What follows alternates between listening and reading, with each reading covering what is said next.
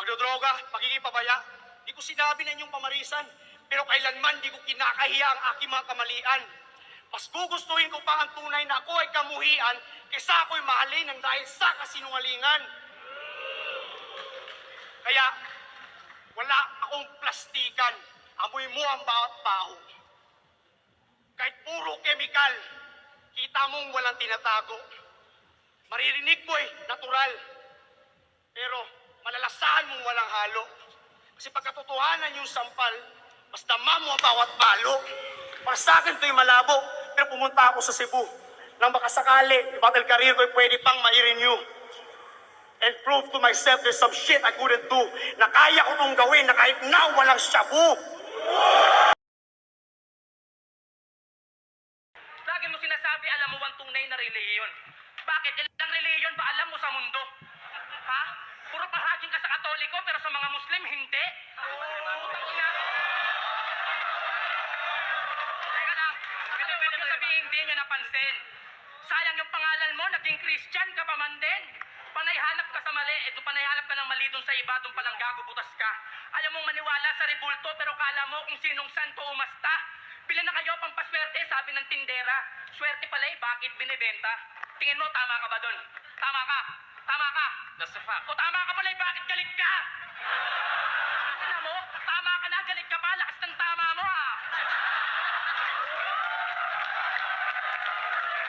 Masyado ka ng matanda para di malaman ng tama at mali, mabutit masama. Easy ka lang, boss. Maniniwala na sana ako sa'yo Kung di ka lang bastos at kung naniniwala ka rin sana sa respeto at pagmamahal, maniniwala ka rin sana iisa lang ang Diyos! Ha? Oo, sinabi. Sabi sa Bible, di ba? Ipagkalat ang kaligtasan, huwag isikreto lang. Tama po, tama kapatid. Bilib ako sa tapang mong magpahayag. Kaso bago ka magpakaguro, gamitan mo ng utak at puso yung turo. Huwag lang yung puro bayag. Isipin mo kasi, kung naghahayag ka ba o nakikipagtalo lang idol Rapi, o makiramdam ka naman, baka nag-battle kasi to, wala ka sa Bible study. Ha? Huwag kang feeling angel, mukha kang baklang satanas. Kung may pagkakamaliman, wala dun sa aral, nasa sayo par. Paano ka magiging pastol tungo sa tamang landas? Ikaw mismo nangangaral ng wala ka sa lugar. Bakit to? Makinig ka. Tangina mo, yan ang hirap sa'yo Tulong-tulungan ka na nga, tanga-tangahang kapatid. Di kailangan maging genyo sa Bible para magets yung ganyan. Kasi kahit magbanggit ka pa ng mga verses sa verse mo, etos lang yan. Kasi actions speak louder than words. Mas kumbinsido pa din sa well said yung well done. Ha? Tapos gusto mo kami maniwala sa'yo, naka ng puta. Di siya nagmamalinis o nagmamarunong po para magmukhang angat dito o kahit saan pa. Sa akin lang naman yung totoo Pero kahit di ka umamin, alam na. Sa ngayon, nahayaan ko na lang umusga sa atin ng madla kung ginagamit ka nga ba ng Diyos o ikaw yung gumagamit sa Kanya.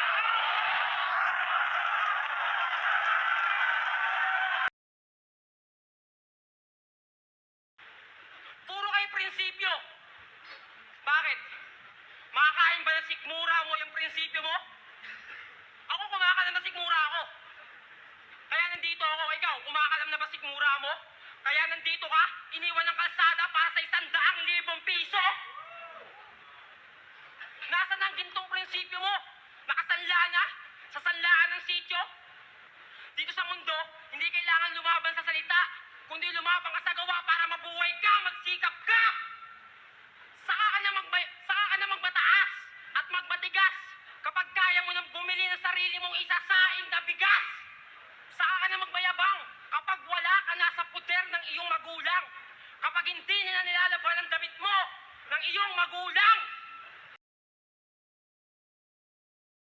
May nanay ko, naalala mo yung mga tanong na to? Nananghalian ka na ba? Inayos ko na yung mga gamit mo? Mamimili na ako ng pagkain mo, mamamatay ako para sa'yo. Nagets nyo? Yan tayo si nanay. Pero para mas maintindihan nyo pa, ulitin ko ng malumanay.